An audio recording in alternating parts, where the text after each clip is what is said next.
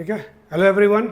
तो हो गया आप लोगों का रिफ्रेशमेंट वगैरह, ऑनलाइन वाले भी कर लिए आप लोग, ऑफलाइन वाले भी कर लिए। लंबी क्लास चल रही है बजट की, और ऑफलाइन वाले तो पहले भी क्लास लिए हैं।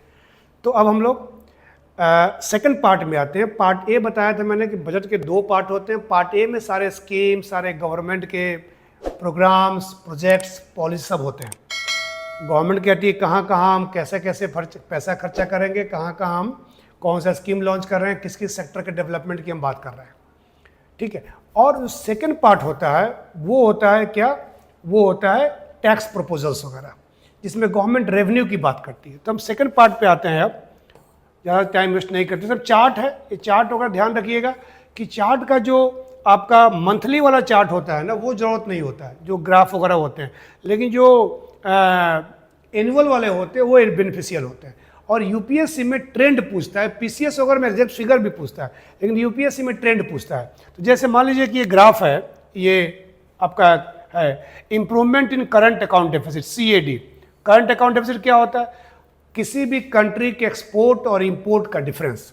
हम जितने गुड्स और सर्विस का, वस्तु और सेवाओं का एक्सपोर्ट करते हैं और जितने गुड्स और सर्विस का इंपोर्ट करते हैं, उन दोनों का डिफरेंस जो है करंट अकाउंट डेफिसिट होता है, करंट अकाउंट का बैलेंस होता है। और अगर आपका एक्सपोर्ट ज़्यादा हो और इंपोर्ट कम हो तो सरप्लस होगा, और एक्सपोर्ट अगर कम हो और इंपोर्ट ज़्यादा और डेफिसिट हो तो अपने कंट्री में लगातार करंट अकाउंट डेफिसिट ही रहता है। उसका ट्रेंड दिया गया है, फ्लक्चुएटिंग है ना। थोड़ा सा बढ़ा था बीच में, 2021 में ये पॉजिटिव में आ गया, दिख रहा है ना, पॉजिटिव में करीब है।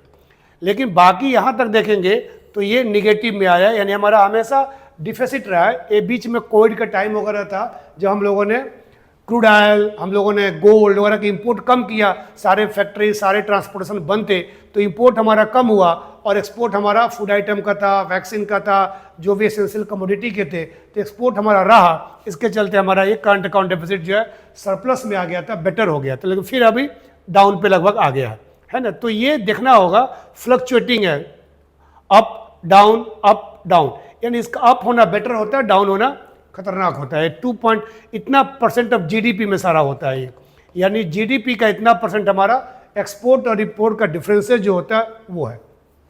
ठीक है। अब यहाँ पे दिया गया रियल जीडीपी और नॉमिनल जीडीपी, नहीं नॉमिनल नहीं, रियल दिया हुआ है। रियल जीडीपी ये आपका क्या हो रहा है, ये भी आपका फ्लक्चुएट हो रहा है, यानी अप डाउन, फिर थोड़ा सा अप हो रहा है। तो ये ट्रेंड पता होना चाहिए। क्वेश्चन पूछा यूपीएससी ने कई बार कि इंडिया में जीडीपी पिछले 5 ईयर में, पिछले 10 ईयर में इंक्रीज हुआ है, 4 टाइम्स हुआ है, 2 टाइम्स हुआ है, कितना हुआ है। तो ये ट्रेंड पता होना चाहिए, और पीसीएस वालों के लिए उसका एग्जैक्ट फिगर पता होना चाहिए। तो ये दिया गया। इसके बाद ये मंथली वाला है, तो मंथली की जरूरत नहीं होती है, मंथली जो है ये नहीं होता है। पीएमआई, परचेज मैनेजर इंडेक्स होते हैं, ये यहाँ पर आपको मंथली है, तो मंथली को जानने की जरूरत नहीं है। ये NPA of schedule commercial bank है, कैसे कैसे इंक्रीज डिक्रीज, अभी देखो कितना हो गया। यही 15 में कितना था, 18 में कितना बढ़ गया था, और फिर अभी 24 में, मार्च 24 में कितना डाउन हो गया। यानी एनपीए डिक्लाइनिंग फेज में है, डिक्लाइनिंग हो रहा है। नॉन परफॉर्मिंग असेट्स, ये बताया गया आप लोगों को, और इस पर आप लोग ऑनलाइन वाले भी वीडियो वगैरह देखे होंगे मेरे। ठीक है। इसके बाद decreasing physical deficit as percentage of GDP. Physical rate लगातार डिक्रीज हो रहा है। कहाँ? फाइनेंशियल ईयर 21 में कोविड का पीरियड था, इसमें हमारा बहुत ज़्यादा हो गया था, है ना। अभी जो हमारा 5.6% है, ये बेसिकली एक्सपेक्टेड है। हमने एफडी आप लोगों को पढ़ाया है, जब मैं बजट के कंपोनेंट की बात किया हूँ, वहाँ बताया हूँ कि ये अभी एक्सपेक्टेड है, इसमें इंक्रीमेंट या डिक्रीमेंट भी हो सकते हैं, लेकिन अगले साल पता चलेगा कि ये कहाँ तक पहुँचता है। उसके बाद ये हमारा इन्फ्लेशन है, ये भी देखो 6.5, 5.5, 6.7, 5.4। तो कोई पूछे ट्रेंड क्या है, तो यहाँ पे फ्लक्चुएटिंग है। इसका ट्रेंड क्या है, तो डिक्रीजिंग है। ये सब ट्रेंड आपको पता होना चाहिए, एग्जाम में आपको ये सब पता होना चाहिए। ट्रेंड एनालिसिस बेस्ड क्वेश्चन आते भी हैं, और मेंस में भी कहीं पर कोट कर सकते हैं कि प्रोडक्शन इंक्रीज हो रहा है, जीडीपी इंक्रीज हो रही है। इन सब के लिए ये चीज़ें फैक्टर जो है रिस्पॉन्सिबल है। ठीक है। अब बात करते हैं टैक्स प्रपोजल्स की। बड़ा चर्चा में रहा है टैक्स प्रपोजल्स। सिंप्लीफिकेशन इन टैक्सेस, सिंप्लीफिकेशन इन टैक्सेस, कई प्रकार के सिंप्लीफाई किए। इंडिया का टैक्स सिस्टम जो है, कई बार कहा जाता है रिग्रेसिव है, और बहुत टाइप के टैक्सेस लगते हैं, और ज़्यादा टैक्सेस गवर्नमेंट का रेवेन्यू तो बढ़ाता है। अगर ज़्यादा गवर्नमेंट इनडायरेक्ट टैक्सेस लगाए, टैक्सेस दो टाइप के होते हैं, इनडायरेक्ट टैक्सेस और डायरेक्ट टैक्सेस, ये सब बताया गया आप लोगों को। अब फिर टैक्स यहाँ पढ़ाने नहीं बैठ जाऊँगा आप लोगों को, उससे कोई फ़ायदा नहीं होगा, जो पढ़े होंगे उनको लिए बोरिंग भी होगा। ये अलग से आपकी क्लास हुई है और ऑनलाइन वालों को भी तो मिलता रहता है सब वीडियो। सो टैक्स दो टाइप के होते हैं। अब दोनों टैक्सेस अगर इनडायरेक्ट टैक्स गवर्नमेंट ने बढ़ा दिया, ध्यान देखना यहाँ पर, इनडायरेक्ट टैक्सेस गवर्नमेंट ने बढ़ा दिया, अप्रत्यक्ष कर बढ़ा दिया, तो क्या हो गया, गुड्स कॉस्टली हो गए। 5 से 10 कर दिया, 10 से 15% कर दिया, तो गुड्स कॉस्टली हो गए, तो इन्फ्लेशन बढ़ जाएगा और कंज्यूमर डिमांड कम करेगा, तो फिर कंज्यूमर डिमांड कम करेगा तो फिर गवर्नमेंट को टैक्स रेवेन्यू कम हो जाएगा। और गवर्नमेंट ने अगर डायरेक्ट टैक्सेस बढ़ा दिए, इनकम टैक्स वगैरह, तो मान लो इनकम टैक्स अभी मान लो 30% है, यानी 100 रुपीज़ में 30 आपको इनकम टैक्स देना है।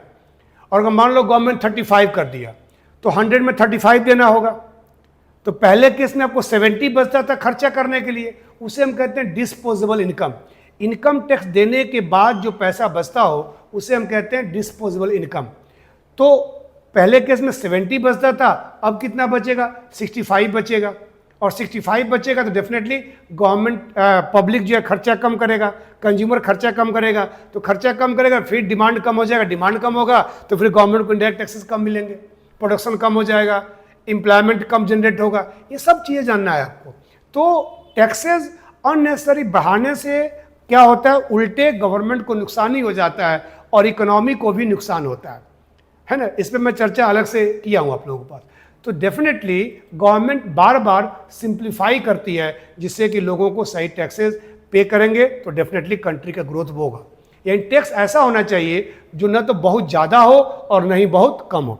तो गवर्नमेंट ने इनकम टैक्स में रिव्यू करने की बात की है कि 1961 का जो इनकम टैक्स एक्ट है काफ़ी ओल्ड एक्ट है, इसमें कई प्रकार के अमेंडमेंट होते रहते हैं बीच बीच में, फिर भी गवर्नमेंट ने कहा कि अमेंडमेंट करेंगे। Simplification of charities and TDS, tax deduction at source, इस पर मैंने अभी हाल ही में वीडियो बना के दिया था आप लोगों को। TDS आप लोग देखे होंगे या देख लेंगे, है ना। और क्लास में TDS पढ़ाया हूँ मैं कि जो भी लोग काम करते हैं, जॉब करते हैं, जॉब वाले नहीं, जो अनऑर्गेनाइज सेक्टर में जो हम लोग जैसे काम करते हैं, इनको जो भी पेमेंट मिलता है, जो पेमेंट देता है वो एक TDS अमाउंट काटता है, जो कि पेमेंट का लगभग 10% होता है और उसको गवर्नमेंट के पास जमा कर दिया जाता है। डिटेल्स में TDS या नहीं समझाऊंगा, TDS क्लास में हो चुका है और TDS पे एक वीडियो बना के दिया जा चुका है। आप लोग TDS और TCS, एक टैक्स कलेक्शन सोर्स भी होता है, उस वीडियो को भी देख लेंगे तो आपको समझ में आ जाएगा TDS। और चैरिटी अगर अपने इंडिया में रूल क्या है कि जो चैरिटी हम लोग कहीं देते हैं, दान कहीं देते हैं, उस पर गवर्नमेंट टैक्स नहीं लेते एक लिमिट तक। आप किसी ऑर्फनेज को, किसी ओल्ड एज होम को, अनाथालय वगैरह को, वृद्धाश्रम वगैरह को अगर लोन देते हैं, चैरिटी देते हैं, डोनेशन देते हैं, तो निश्चित तौर पर क्या होगा कि उस पर आप गवर्नमेंट आपसे टैक्स वगैरह नहीं लेती है। लेकिन उसमें लोग बड़ा घालमेल करते हैं, करप्शन करते हैं, उन पर भी गवर्नमेंट उनको सिंप्लीफाई करने की बात कही है। लिटिगेशन एंड अपील, टैक्स के चलते बड़े सारे लिटिगेशंस होते हैं, बड़े सारे इश्यूज होते हैं, बड़े सारे प्रॉब्लम होते हैं और उसके चलते कई समस्याएं जनरेट होती है। तो गवर्नमेंट ने कहा है कि हम लोग जो भी लिटिगेशन है अपील को सिंप्लीफाई कर, जल्दी से क्या कोई भी इश्यूज हो वो सॉल्व हो जाए, जल्दी से कोई भी प्रॉब्लम हो वो सॉल्व हो जाए, ये गवर्नमेंट ने कहा है उसके लिए। और डीपनिंग द टैक्स बेस क्या होता है, जिसको बेस मान के टैक्स लगाया जाता है। जैसे इनकम टैक्स का बेस क्या है, इनकम है। सेल्स टैक्स का बेस क्या है, सेल्स है। कॉर्पोरेट टैक्स का बेस क्या है, कंपनी का प्रॉफिट है। GST का बेस क्या है, गुड्स और सर्विस का कंजम्पशन है, जो उपभोक्ता कंज्यूम करता है उस पर टैक्स देना है। तो बेस गवर्नमेंट चाह रही है एक और नए टैक्स बेस बनाया जाए, टैक्स रेट ना बढ़ाया जाए। रेट बढ़ाने से नुकसान हो सकता है, बताया मैंने कि इनकम टैक्स इनडायरेक्ट टैक्स से बढ़ाओ तब भी नुकसान, डायरेक्ट टैक्स से बढ़ाओ तब भी नुकसान। तो टैक्स ज़्यादा आइटम पे टैक्स लेना, ज़्यादा चीज़ों पे टैक्स लेना, ज़्यादा सर्विसेज पे टैक्स लेना, उससे क्या होगा, टैक्स बेस बढ़ेगा और उसका इम्पैक्ट उतना ज़्यादा निगेटिव इकोनॉमी में नहीं होगा। ठीक है ना। तो ये सब प्रपोजल्स किए गए हैं जो कि और क्लैरिफिकेशन इसमें भी आ जाएगा और उस पर आप लोग बाद में समझ लेंगे। अब क्या किया गया है, sector specific custom duty proposal. Custom duty क्या होता है कि जो भी हम फॉरेन से कोई चीज़ इंपोर्ट करते हैं उस पर कस्टम ड्यूटी हमारे लगते हैं। इसका प्रपोजल किया गया, सिंप्लीफाई किया गया। है ना, कि कस्टम ड्यूटी जब कम होगा तो गुड्स चीपली इंपोर्ट होंगे, और चीपली इंपोर्ट होंगे तो लोगों को चीपली मिलेंगे। तो comprehensive review of the rate structure for ease of trade, removal of duty inversions and reduction of disputes। ये सारे कस्टम ड्यूटीज जो भी डिस्प्यूट्स हैं, जो भी प्रॉब्लम्स हैं, उन सब को ठीक करने के लिए कई सारे चेंजेस किए गए हैं। चेंजेस इन कस्टम ड्यूटी और बेनिफिशियरीज कौन कौन से हैं? Fully exempt 3 more cancer medicine for custom duties. 3 cancer medicine का कस्टम ड्यूटी खत्म कर दिया गया। इससे क्या होगा? अफोर्डेबल मेडिसिन मिलेगा, यानी लोगों को रियायती दर में दवाइयाँ उपलब्ध होंगी। ठीक है, अगला किया गया इसमें कस्टम ड्यूटी में रिड्यूस बीसीडी। बीसीडी मतलब basic custom duty. Basic custom duty to 15% mobile phone, mobile PCBA and charger वगैरह पे कम किया जा रहा है। इसका क्या होगा? मोबाइल इंडस्ट्री को बूम होगा, मोबाइल इंडस्ट्री ग्रोन अप होगी। Reduce custom duty on gold and silver 6% and platinum to 6.4%। ये सब कम किया गया, फिगर नहीं बट रिड्यूस हुआ है। ये आपके इकोनॉमी में मैन्युफैक्चरिंग सेक्टर को बूस्ट करने के लिए पॉइंट अगर लिखना होगा किसी क्वेश्चंस वगैरह में तो यह लिख सकते हैं। डोमेस्टिक वैल्यू एडिशन इससे बढ़ेगा। Reduce BCD basic custom duty on shrimp, झींगा वगैरह एंड फिश फीड टू 5%। इस पर भी किए से enhance competitiveness in marine export. जब भी देखो, जब कोई चीज़ें सस्ती होगी इंडिया में तो उसका हम एक्सपोर्ट भी कर पाएंगे, एक्सपोर्ट बेटर होगा, और एक्सपोर्ट बेटर होगा तो डेफिनेटली फॉरेन करेंसी आएगा।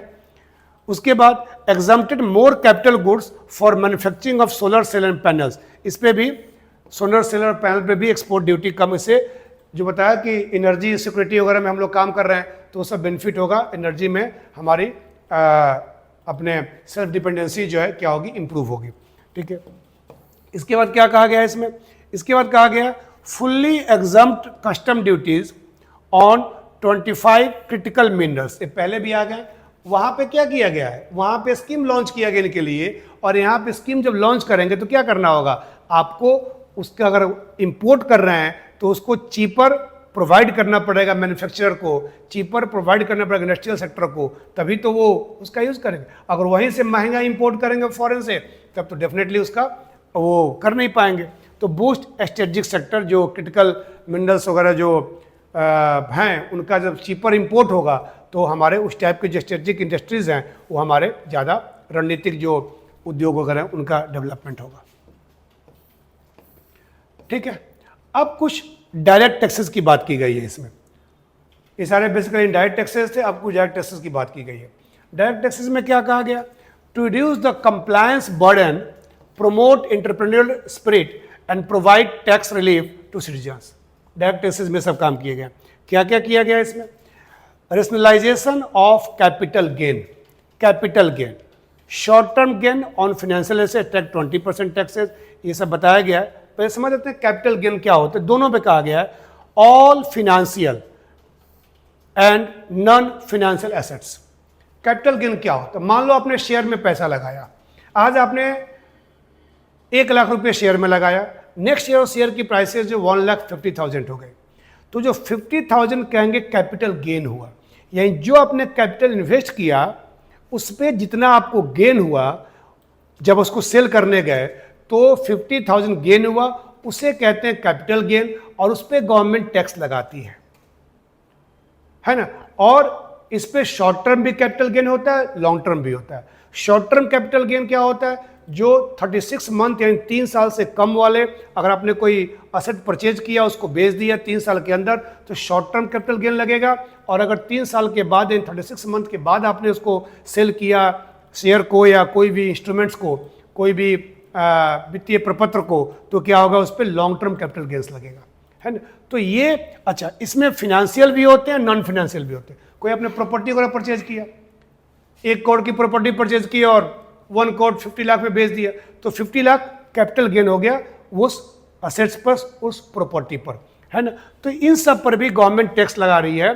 शॉर्ट टर्म पे 20% और उस पर जो है लॉन्ग टर्म पे 12.5%, और इस पर इंक्रीज वगैरह किया 1.5 लाख। अगर इतना आपको मिल रहा है ना कैपिटल गेन, अगर 1.25 लाख पर ईयर मिल रहा है तो उस पर आपको क्या लगेगा?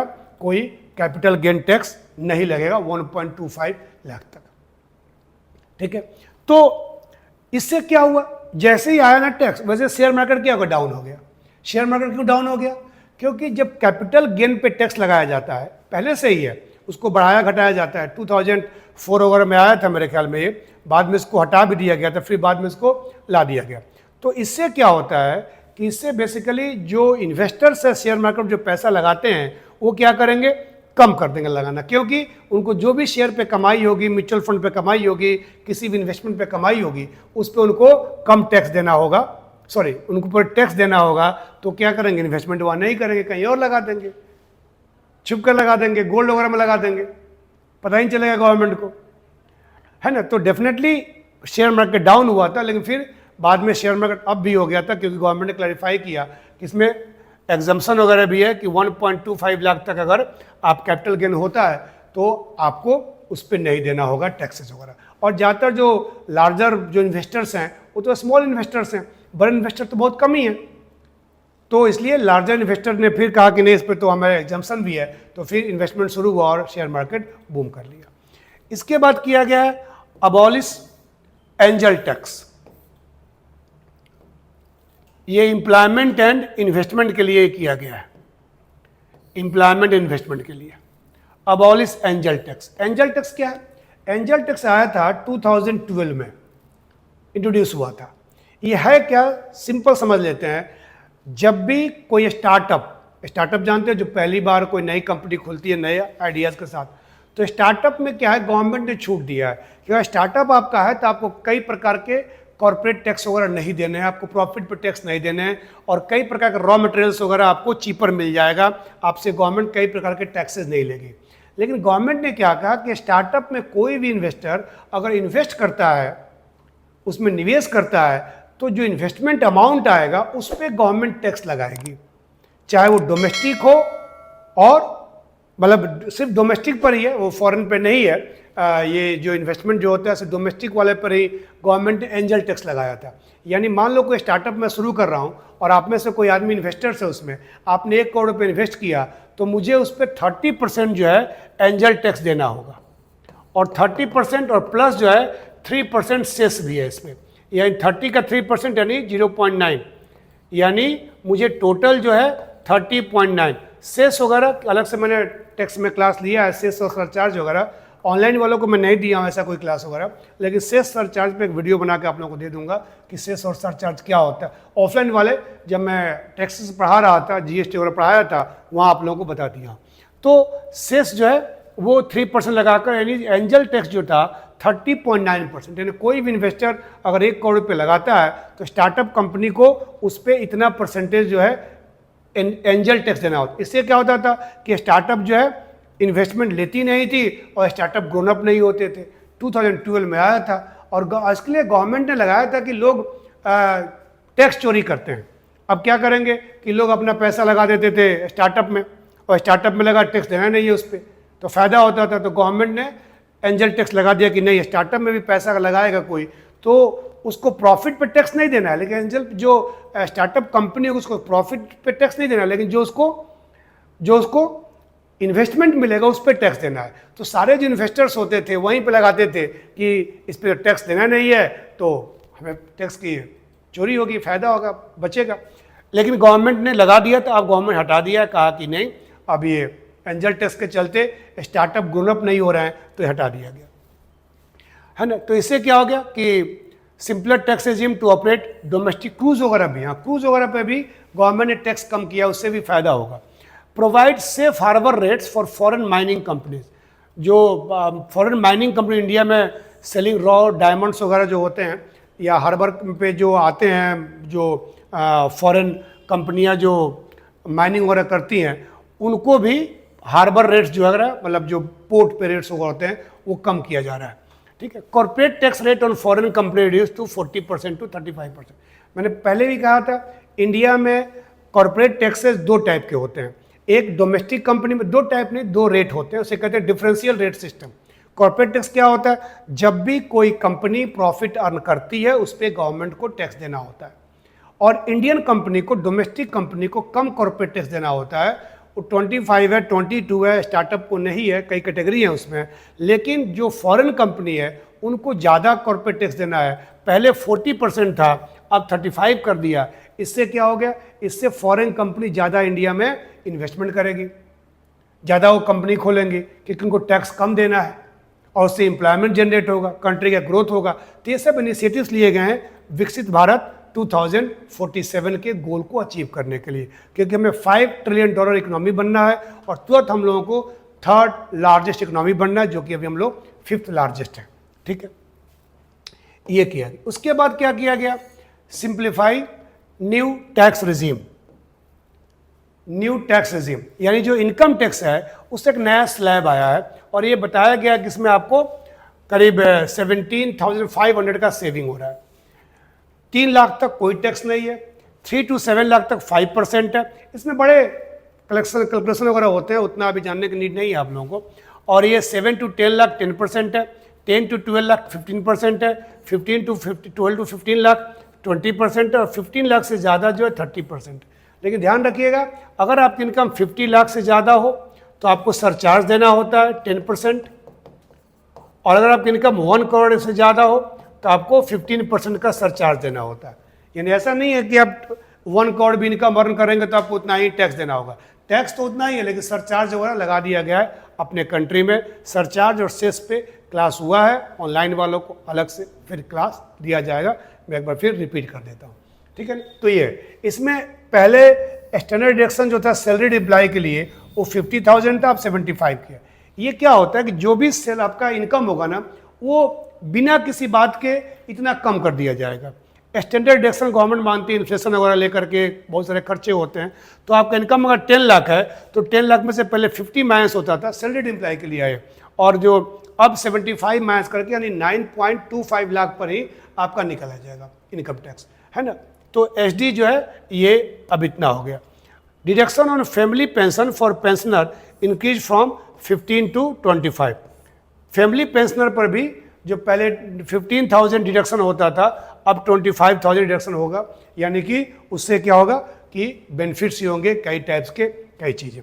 यानी ये सब चीज़ें क्या है कि जो फैमिली है, जो लोग हैं, उनके इनकम को बढ़ाने की ये बातें चल रही हैं, जिससे कि वो ज़्यादा खर्चा करेंगे। यानी इनकम टैक्स स्लैब में भी रिलैक्सेशन दिया गया है, इसको बताया गया है, ठीक है। तो ये सब टैक्स प्रपोजल्स हैं। अब इसमें लास्ट क्या है कि रुपीज़ कम्स फ्रॉम और रुपीज़ गोज टू। यानी हमारे पास गवर्नमेंट ने कहा है कि कहाँ कहाँ से पैसे आते हैं और कहाँ कहाँ पैसे हम खर्चा करते हैं। इस पर इंफॉर्मेशन चाहिए होगा आपको, इसका ध्यान रखिएगा कहाँ कहाँ से पैसे आते हैं। सबसे ज़्यादा गवर्नमेंट को पैसा कहाँ से आते हैं, बोरोइंग से, कर्जा। यानी 100 पैसा में से, है ना, या 100 रुपीज़ में मान लो तो 100 रुपीज़ में से 27 रुपीज़ आते हैं कहाँ से, वो आते हैं आपके बोरोइंग लायबिलिटी लोन से। और उसके बाद सेकंड है 19% इनकम टैक्स से, 18% जीएसटी से, 17% कॉरपोरेशन टैक्स यानी कि निगम कर वगैरह, और फिर 9% non tax receipts, non debt capital receipts, custom duty और union excise duty 5%। Income tax जानते हैं आप लोग, ये जानते हैं बोरोइंग लायबिलिटी वगैरह। एक्साइज ड्यूटी जानते हैं। देखो एक्साइज ड्यूटी हमारे यहाँ आ गया है कहाँ पर, वो आ गया हमारे बेसिकली जीएसटी में। लेकिन अभी बहुत सारे आइटम हैं जो जीएसटी में नहीं है, उन पर भी एक्साइज ड्यूटी लगता है, जैसे अल्कोहल है, पेट्रोलियम है, उस सब से आते हैं। जीएसटी आप जानते हैं, पढ़ाया गया, यहाँ पे जीएसटी में उलझ करके टाइम वेस्ट नहीं करूँगा। कॉर्पोरेशन टैक्स जो कंपनी के प्रॉफिट पे होते हैं। कस्टम जानते हैं। Non debt capital receipts, capital receipt 2 type के होते हैं, नॉन डेट होते हैं, डेट होते हैं। तो नॉन डेट में, डेट मतलब बोरोइंग वगैरह। बोरोइंग तो इतना हो गया, बताया था ना, कंपोनेंट ऑफ बजट, ये एक बार पढ़ लेंगे आप लोग। कंपोनेंट ऑफ बजट में मैंने कई बातें की है, कैपिटल रिसीट्स, रेवेन्यू रिसीट्स बताया गया, non debt capital receipt, date capital receipts. तो आते क्या क्या है नॉन डेट कैपिटल रिसीट्स में, तो नॉन डेट कैपिटल बताया सब मैंने आपको पहले भी। मेन है डिसइन्वेस्टमेंट, विनिवेश, ये आता है नॉन डेट कैपिटल रिसीट्स। यानी ऐसे रिसीट्स जो तो रेवेन्यू है और नहीं बोरोइंग है, उसे हम नॉन डेट कैपिटल रिसीट्स कहते हैं। इसमें पूरा बताया मैंने आपकी पहले, पूरा डिटेल्स में इस पर बातें हो चुकी है। और फिर ये है, एक और होता है रिकवरी ऑफ लोन। गवर्नमेंट ने जो कहीं लोन दिया है किसी को, उसका रिकवरी होता है, तो उसे भी नॉन डेट कैपिटल रिसीट्स में कहते हैं। यानी ये सारी चीज़ें आपका यहाँ पे आता है। फीस और फाइन में नॉन टैक्स बेसिस में क्या होते हैं, जो फीस और फाइन वगैरह होते हैं, और जो गवर्नमेंट के जो डिविडेंड होते हैं, जो गवर्नमेंट की कंपनियां होती हैं वो प्रॉफिट अर्न करती हैं, वो सब इसमें आ गए।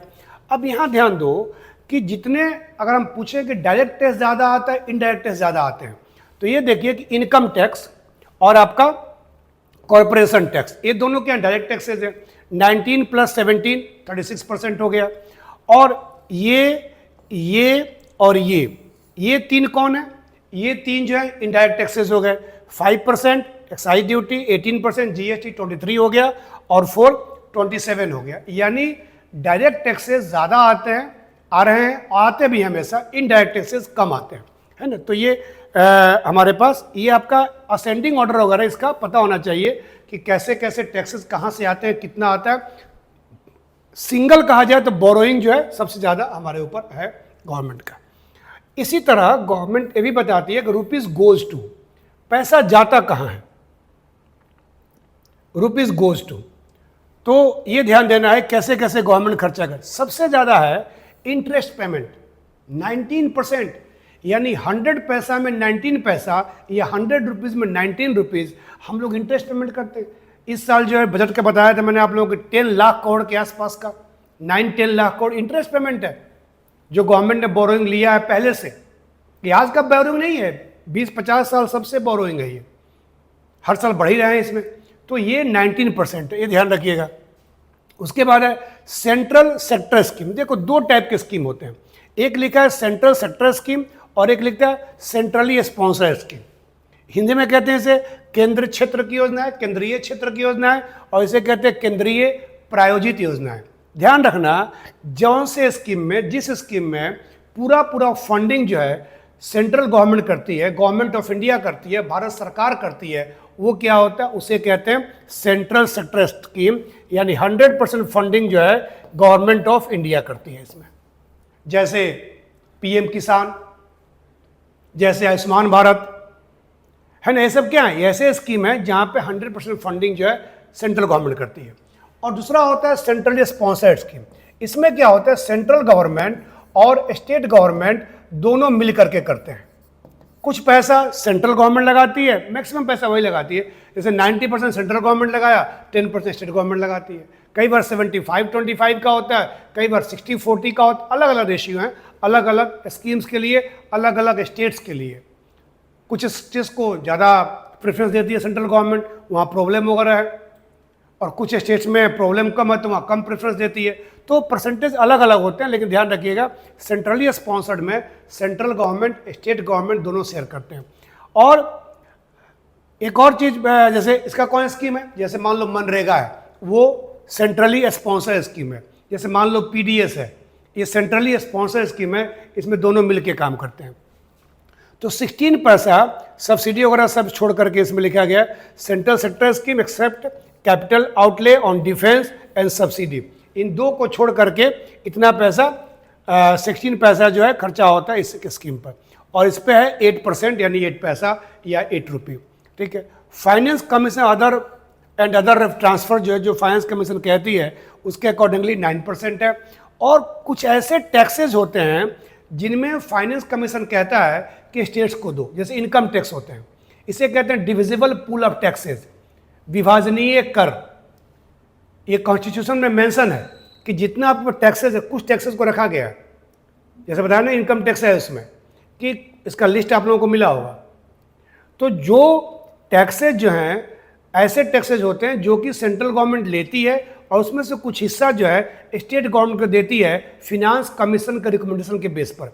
इसमें 21% जो है गवर्नमेंट का खर्चा जो है, यह सबसे लार्जेस्ट जो है ये गवर्नमेंट स्टेट्स को ट्रांसफर करती है, 21%, है ना। डिफेंस पे ऑल्दो इस बार थोड़ा सा खर्चा कम हुआ, लेकिन चूंकि पिछले कुछ वर्षों से राफेल का पेमेंट हो रहा था, तो राफेल के पेमेंट के चलते हम लोग ज़्यादा डिफेंस एक्सपेंडिचर बढ़ रहा था। इस बार कम हुआ है, थोड़ा सा, ज़्यादा नहीं कम हुआ है, 8% है। सब्सिडी पे इंडिया में सब्सिडी बहुत सारे, फार्मिंग एग्रीकल्चर सेक्टर में, पेट्रोलियम पर, कई चीज़ों में सब्सिडी है, फूड सब्सिडी है, इस पर 6% है। और पेंशन पर 4%, अदर एक्सपेंडिचर वगैरह, सैलरी वगैरह, ये सब चीज़ों पे 9%। इसमें भी असेंडिंग ऑर्डर आपको पता होना चाहिए कि सबसे ज़्यादा क्या है। फर्स्ट ये हो गया, सेकंड ये हो गया, फिर आपका ये हो गया सेंट्रल सेक्टर स्कीम, और फिर आपका ये हो गया। तो इस तरीके से हमने पूरा जाना कि गवर्नमेंट को पैसे आते कहाँ से हैं, किन किन सोर्सेज से हैं, क्या क्या परसेंटेज है, और कहाँ कहाँ गवर्नमेंट खर्चा करती है, किन किन सोर्सेज में खर्चा करती है ना, और क्या क्या उसका परसेंटेज है। तो डिटेल्स में हमने पिछले 2-2.5 घंटों में हम लोगों ने बजट के बारे में बहुत सारी बातें जो है जान ली, बहुत सारी बातें समझ ली, और निश्चित तौर पर ये आप लोगों के लिए बेनिफिशियल होगा। इससे प्रीलिम्स के, मेंस के कई सारे क्वेश्चंस जो है ये आपके सॉल्व होंगे। इन सबको ध्यान से रखिए, समझिए, और जिसमें कोई अगर डाउट वगैरह हो तो आप कमेंट कर सकते हैं, आप पूछ सकते हैं। और जो जो टॉपिक यहाँ पे डिटेल्स में नहीं पढ़ाया गया है बजट में, वो टॉपिक डिटेल्स में आपको अलग से वीडियो वगैरह, क्लास में तो हुआ ही है, क्लास में आप लोग मेरे से क्लास के बाद बात भी कर सकते हैं कि सर इन टॉपिक को अलग से क्लास आप ले लो, समझा दो। और जो ऑनलाइन वाले हैं वो भी मुझे बता सकते हैं कि इस पर हमें आवश्यकता है, नीड है वीडियो की, आप अलग से दिया जाएगा। ठीक है, so thank you for attending the class, and online वालों को thank you for the watching the class. ठीक है, तो यहीं पे ख़त्म करते हैं, फिर आगे अगले क्लास से मुलाकात होगी। Thank you.